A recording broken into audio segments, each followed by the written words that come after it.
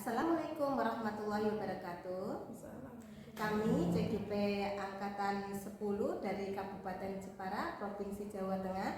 Pada kali ini kami akan melakukan demonstrasi kontekstual modul 2.3, yaitu coaching dalam supervisi akademik yang terdiri dari observer, saya sendiri, Endang Sulistiawati dari SDN Mororejo, Kabupaten Jepara, dan saya sebagai coach, ya Bu, saya Rida Nafiati dari SD Negeri 4 Bawu, Batiali, Jepara. Dan saya sebagai kunci Sri Mulyati dari SD Negeri 1 Kedung Jina, Kabupaten Jepara. Terima kasih. Assalamualaikum Bu Rida. Waalaikumsalam Bu Enda. Bagaimana Bu Rida kabarnya hari ini? Alhamdulillah baik Bu. Baik Bu Rida. Pada pertemuan hari ini ya, nanti kita akan melakukan praktek coaching. Yang mana sebelum melakukan praktek itu tentunya Ibu harus memahami nih beberapa penilaian dari praktek ini.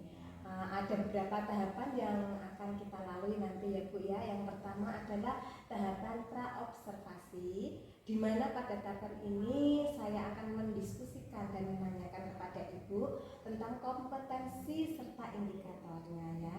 Apa nih yang akan dikembangkan nanti pada praktek Bu Rida nanti. Kemudian yang kedua, tahapannya ini pelaksanaan observasi, di mana pada tahap ini saya akan mengamati proses coaching nanti ya. Dan yang terakhir ada pasca observasinya. Pada tahapan ini Bu Rida nanti merefleksikan apa sudah dikembangkan atau belum proses coachingnya tadi ya Bu. Apa nih yang Ibu kembangkan kembali pada coaching selanjutnya. Sudah siap Ibu? Siap Ibu. Bu Rida sudah siap? Siap Ibu. Seperti yang sudah saya paparkan tadi ya Bu Rida. Pertama kita akan mendiskusikan tentang rubrik penilaian terlebih dahulu ya. Hal ini dilakukan untuk melihat apakah percakapan coaching nanti yang dilakukan sudah sesuai atau belum ya Bu dengan alur theta. Dan nanti Ibu memberikan pertanyaan yang berbobot kepada coach ya. Kemudian bagaimana coach tersebut dapat merespon atau menanggapi pertanyaan dari coaching tadi ya Bu nanti ya. Apakah Bu Rida sebagai coach nanti sudah menyiapkan rubrik penilaiannya Bu? Iya, alhamdulillah saya sudah menyiapkan untuk rubrik penilaiannya Ibu. Baik, terima kasih. Kompetensi coaching apa yang Bu Rida kembangkan pada coaching kali ini Bu? Oke, kompetensi yang ingin saya kembangkan yaitu kompetensi hadir secara utuh nanti ya Bu ya, pengen seperti itu. Kemudian saya ingin mendengarkan secara aktif dan pastinya akan menggali dengan pertanyaan-pertanyaan berbobot Ibu. Kira-kira kompetensi mana Bu yang nanti bisa Ibu kembangkan secara spesifiknya? Ya, saya ingin mengembangkan kompetensi mendengarkan secara aktif dulu Ibu. Ya.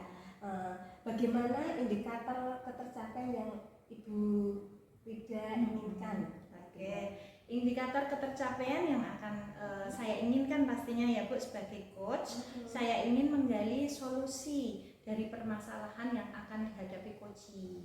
Begitu Bu ya. Ya. Baik, kalau begitu sekian pra observasinya ya Bu. Bisa Ibu lanjutkan coachingnya sama Bu Sri. Iya, terima kasih Ibu. Selamat siang Mbak Sri. Selamat siang Ibu Rida. Oke, bagaimana kabarnya hari ini? Alhamdulillah baik. Sepertinya ada yang ingin diobrolin nih. Sepertinya. Iya Ibu Rida, dari kemarin ingin bertemu dengan Ibu Rida. Saya ingin sharing lah sedikit dengan Ibu Rida. Saya ini perasaannya sampai saat ini tuh masih sedikit khawatir. Khawatirnya kenapa? Karena masa transisi saya bekerja di SD ini Bu. Oke. Terus apa sih yang ingin Mbak Sri dapat dari obrolan kita kali ini? Tentunya saya ingin mendapatkan solusi yang terbaik ya Bu dari rasa khawatir atau permasalahan yang saya hadapi saat ini. Oke. Menurut Mbak Sri ini tantangan utama apa sih yang dihadapi pada saat ini? Tantangan utama yang pertama yaitu saya masih ini ya Bu ya, masih punya tanggung jawab di sekolah lama yang harus saya segera selesaikan, dan juga proses adaptasi saya dalam mengajar di SD ini. Oke. Kemudian Mbak Sri, apakah ini merasa adakah perbedaan antara di SD atau di TK begitu? Iya, pastinya Bu, pasti ada perbedaan. Kalau dulu waktu mungkin di TK saya mengajar kan menggunakan bermain sambil belajar ya Bu ya, serta mengasah motorik dasar anak, mengembangkan perkembangan anak sesuai dengan perkembangannya masing-masing. Sedangkan kalau di SD kita ini kan sudah ada jadwalnya yang terstruktur ya Bu ya, sudah ada kurikulumnya, sudah ada, baik di TK sudah ada kurikulum, tapi kalau di SD kita kan ada bahan ajarnya, ada pengembangan yang lainnya yang saya rasa itu berbeda dengan di TK. Nah, kemudian apa Bu Sri memiliki langkah-langkah yang bisa diambil dalam menyelesaikan ini tugas yang masih ada di TK, kemudian harus fokus mengajar di SD, begitu Ibu? Iya, saya sih ingin mengambil langkah seperti ini ya Bu ya, mungkin ya. Saya harus punya dan waktu untuk menyelesaikan tanggung jawab saya di sekolah yang lama, sehingga nantinya saya itu bisa fokus, bisa beradaptasi dengan penuh dengan proses pembelajaran saya yang baru, sehingga tidak ada misalnya tanggung jawab yang di TK sudah selesai, sehingga nantinya ke depan saya bisa fokus mengajar. Oke, siap.